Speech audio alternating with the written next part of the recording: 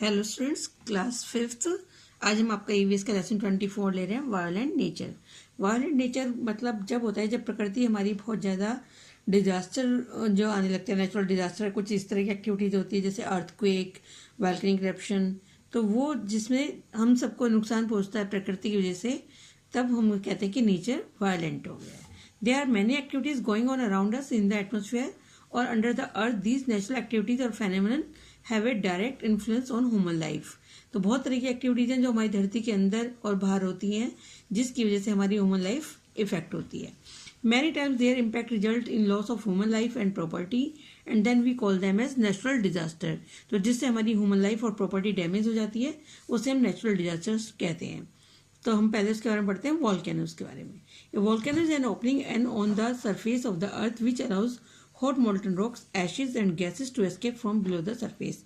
एक वॉल्केनो जो होता है वो एक हमारी धरती का जो सरफेस होता है उसके ऊपर एक माउथ बन जाता है जिसमें कि गर्म लावा बाहर निकलता है और फिर राख और कुछ गैसेस बाहर निकलती हैं धरती के सरफेस के अंदर से, जो अंदर की एक्टिविटी की वजह से हॉट होकर गर्म होकर बाहर निकलते हैं, फट जाता है।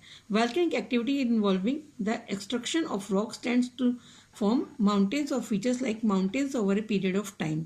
जो बहुत समय से अंदर ही अंदर एक उबाल आ रहा है और जो कि माउंटेन के मुंह से, माउथ जो होता है वॉल्केनो का, उससे फटकर बाहर आ जाता है। Thus we generally find volcanoes atop high mountains. इसलिए माना जाता है कि हाई माउंटेन्स पे वॉल्केनोज निकलते हैं। टाइप्स ऑफ वॉल्केनोज, अब कितने तरह के वॉल्केनोज होते हैं तो वो हम पढ़ते हैं। Volcanoes are classified in the basis of their frequency of eruption. उनके फटने की फ्रिक्वेंसी के आधार पर हम उनको क्लासीफाई करते हैं। Volcanoes that erupt regularly are called active. जो रेगुलरली जलते निकलते रहते हैं उनको बोलते हैं एक्टिव। और that have the erupted historical times but are not quite.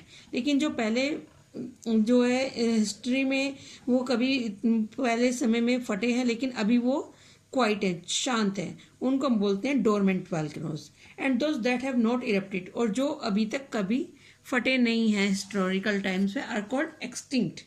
जो मतलब पहले कभी बहुत पुराने चीज समय में खत्म हो चुके हैं तो उनको बोलते हैं एक्सटिंक्ट, यानी कि मृत, जो कि खत्म हो चुके हैं वॉल्केनोज। तो ये माउंट रेनियर डोरमेंट वॉल्केनो का एग्जाम्पल है और एक्सटिंक्ट का है ये अल्बर्का लॉस एस्पिनोज। Effects of volcanic eruption. Volcanic eruption के इफेक्ट्स क्या होते हैं? Volcanic eruptions throw out large amount of lava, carbon dioxide, sulfur dioxide and are often accompanied by the earthquake.